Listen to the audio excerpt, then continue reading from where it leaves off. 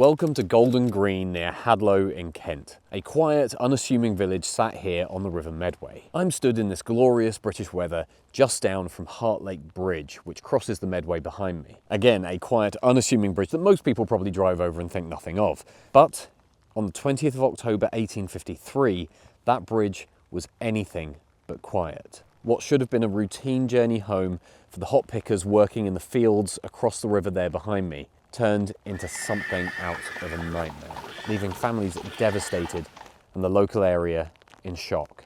In today's video, we'll find out what happened, why it happened, and the legacy of this awful event that happened in this quiet area in northern Kent. This is the Hartlake Bridge Disaster. In October 1853, the River Medway, running near Hadlow in Kent, was dangerously flooded. It had completely overflowed its banks after a long period of continuous rain. And if you've ever lived near a river that is prone to flooding, you can understand how very, very dangerous it can be.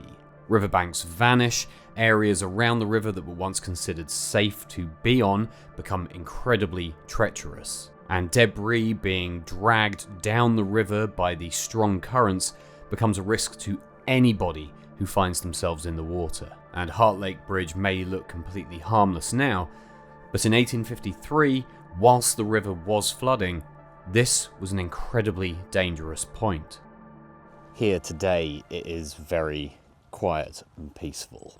Wet, yeah, which, to be honest, gives me a little bit of an idea of what the conditions might have been like back in 1853 in October. I mean, it's clearly nowhere near as bad as it was then, but the river is looking a little swollen. I mean, nowhere near enough to be spilling over into these fields where I'm standing right now like it must have been back then, but just a little bit of rain and the River Medway has really started to swell.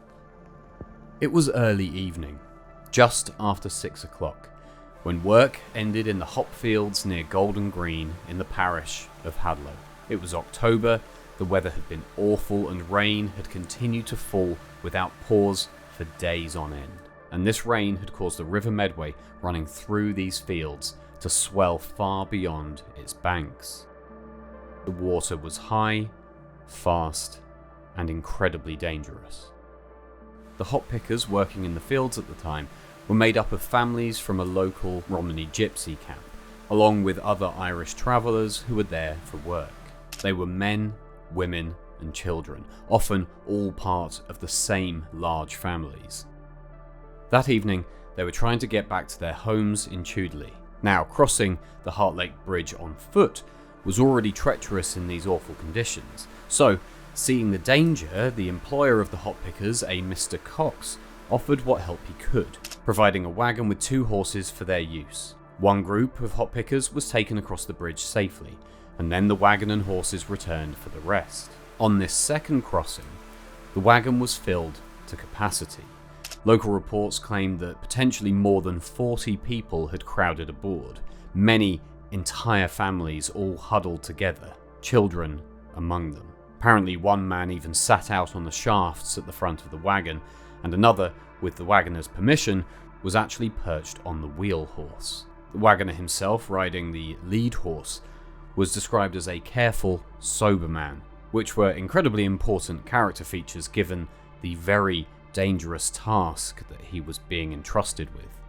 Now, I believe where I'm standing right now is on the Chudley side of the River Medway, so our hop pickers would have been crossing from that side of the river over to where I'm stood right now. Now, the River Medway where I'm stood here shouldn't be that intimidating. But even with the small amount that the river has risen with this little bit of rain we've had over the last couple of days, it's certainly not been, torrential downpour for weeks on end, but the water has risen, and looking at it there behind me,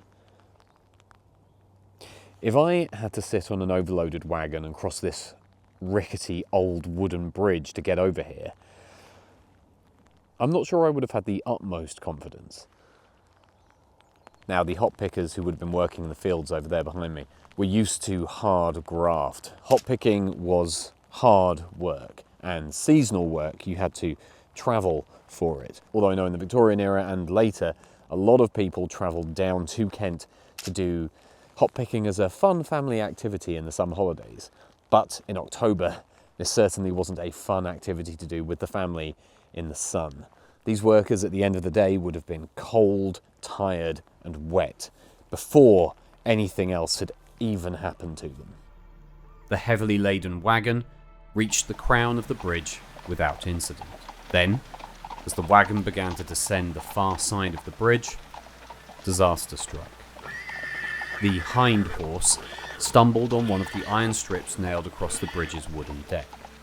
It slipped and stumbled, immediately causing the other horse alongside it to shy violently.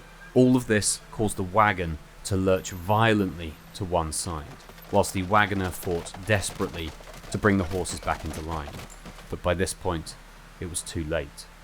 The rear wheel of the wagon broke through the wood at the edge of the bridge, and under the strain of what was happening, the rotten wooden railing gave way. With an awful cracking, splintering sound, the wagon tipped, and as it did, the bridge's side completely collapsed beneath it. Almost everyone, bar 3 men who managed to jump clear, was thrown into the river. What followed was horrifying chaos. The current immediately seized the fallen victims and dragged them away before help could reach them. Cries and screams of those thrown into the water were almost immediately swallowed as the river overtook them. Mothers, fathers, children were swept downstream in seconds. Local reporting claims that their screams were heard in Golden Green, and as soon as they were, the alarm was raised and men from the local area rushed to the bridge. Ropes were thrown into the water to help whoever had managed to cling on for dear life. And then in the hours and days that followed, the river was dragged again and again. But given the power of the water and the fact that all of the locks downstream were open at the time, the search for survivors and then victims dragged on and on. The other thing that people tend to forget is that falling into water is one thing, but when you fall into water and you are fully clothed, and it was October, so these workers would have been wrapped up as much as they possibly could be against the conditions. They fell into the water in all of those layers of clothing, heavy clothing, and there's a good chance that basically none of them knew how to swim, at least knew how to swim properly. I'm sure they'd gone wading in rivers before, but swimming in these conditions, it wasn't going to happen. And then being weighed down by these clothes, there was just so much going against anyone who fell into this water behind me. By the following Friday night, only 2 bodies had been recovered, those of 2 women. By the Saturday, 5 more victims had been brought ashore, including a 4-year-old child. 16 of the dead were from one family, the Leatherland family. The youngest to die in this tragedy was a 2-year-old whose name remains a mystery to us, as both her mother, father, and sister all perished in the same accident. Of the around 40 people who fell into the water, only 11 survived. Now, the bridge further up the river there behind me is not, of course, the original bridge and wasn't built on the spot where the original bridge stood. That was somewhere around here. We're in the rough location of it, but it wasn't exactly there. Walking along here, it's not hard to imagine the water levels rising, just a couple of feet more and spilling over into this field I'm walking in.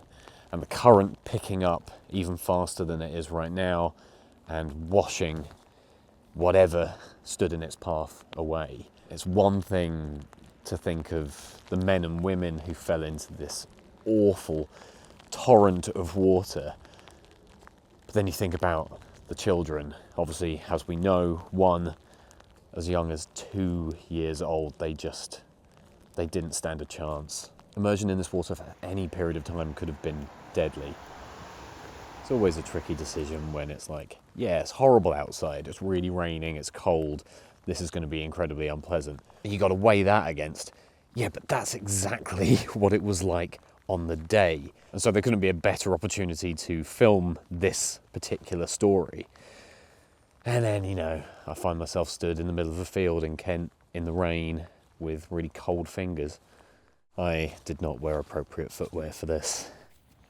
One thing has made filming this slightly more difficult. That's the fact that some guys just stood under the bridge. Not saying anything, there's no one else there, I think. Don't know what he's doing. Kind of making it a bit awkward to go over there and actually film anything though. I've also realised I've left my car unlocked. So I'm going to have to go back over there. What makes this disaster all the more tragic and all the more unforgivable is that this was not the first time Hartlake Bridge had claimed lives. In 1826, another cart had turned over into the water at the same spot, and a man and his wife, a Mr. and Mrs. Gower, who were returning from chapel, were drowned, with only their servant girl, who was also on the cart, being saved. This was a dire warning when the bridge was probably in better condition than it was on this day, and it had been ignored. The bridge itself was in a very poor state of repair, and in some places was literally rotting away.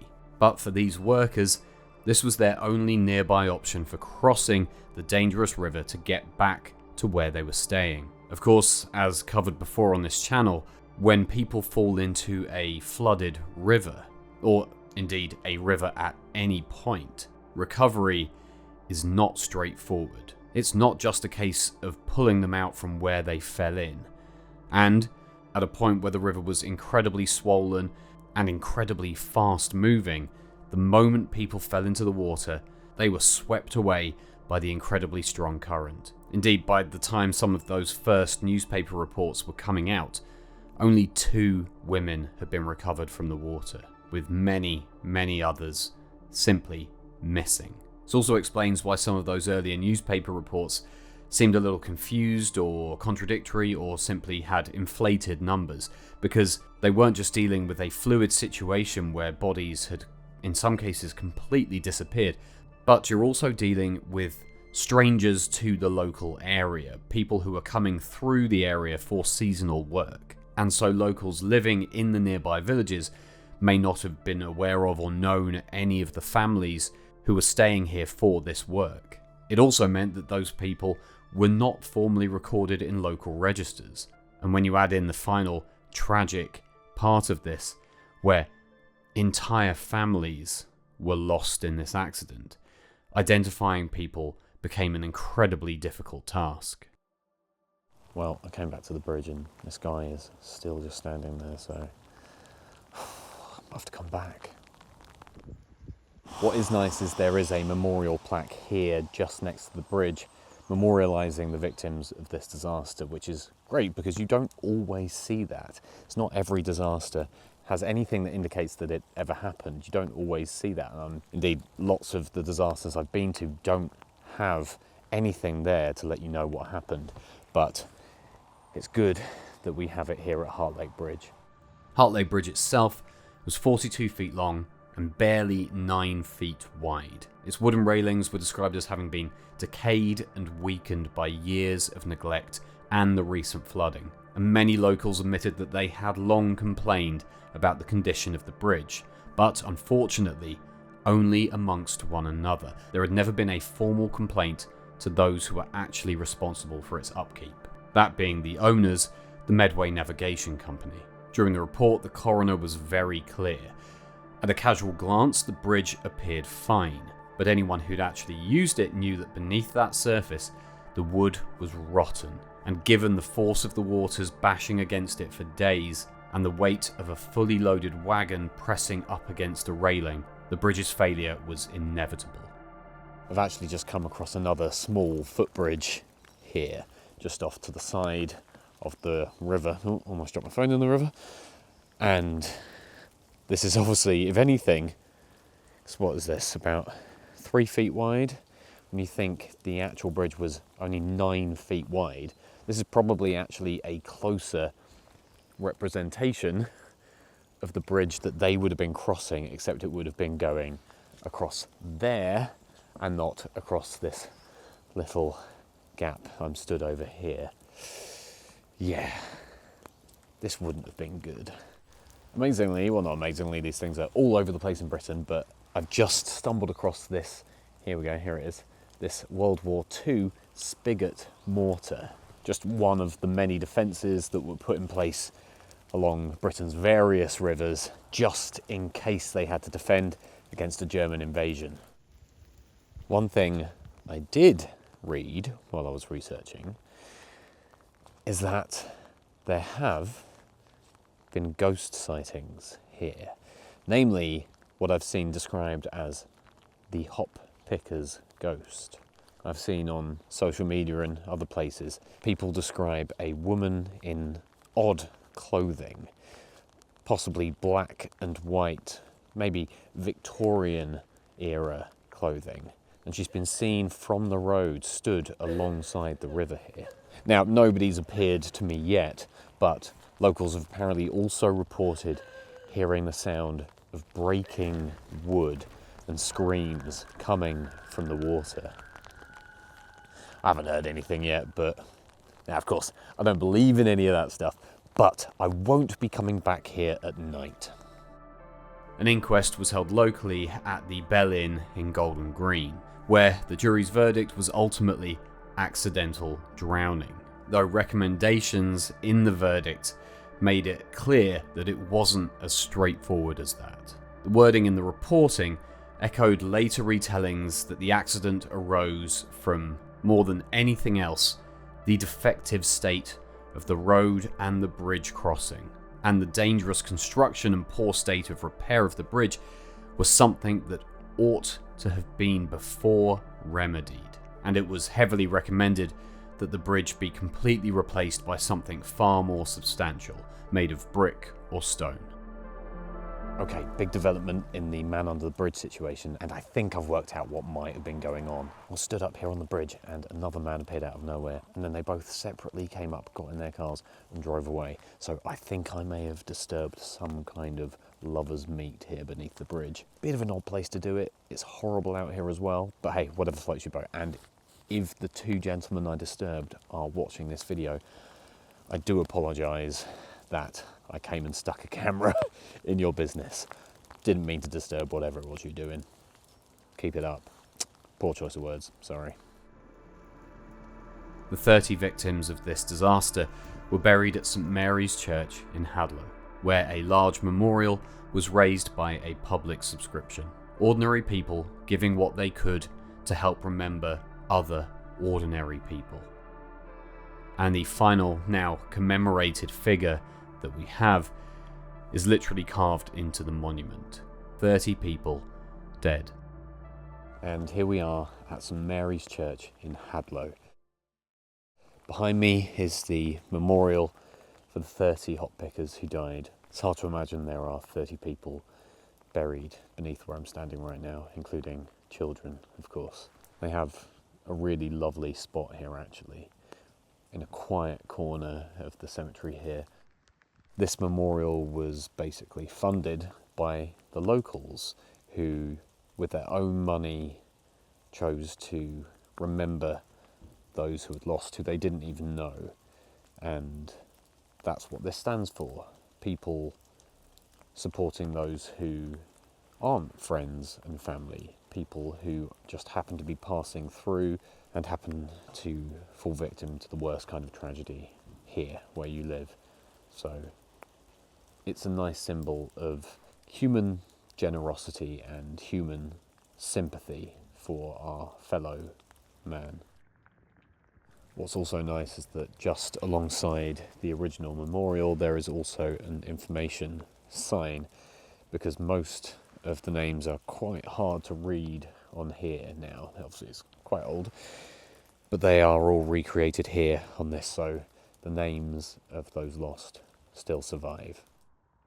One of the main takeaways, standing here looking at the names in front of you, is how many were from the same family. Obviously we know a lot of them were families of multiple generations working here, but just to see the names and the ages side by side in stone is quite sobering. Well, from St Mary's Church here in Hadlow, I hope you enjoyed this video. It's been a bit of an adventure. We disturbed a romantic getaway.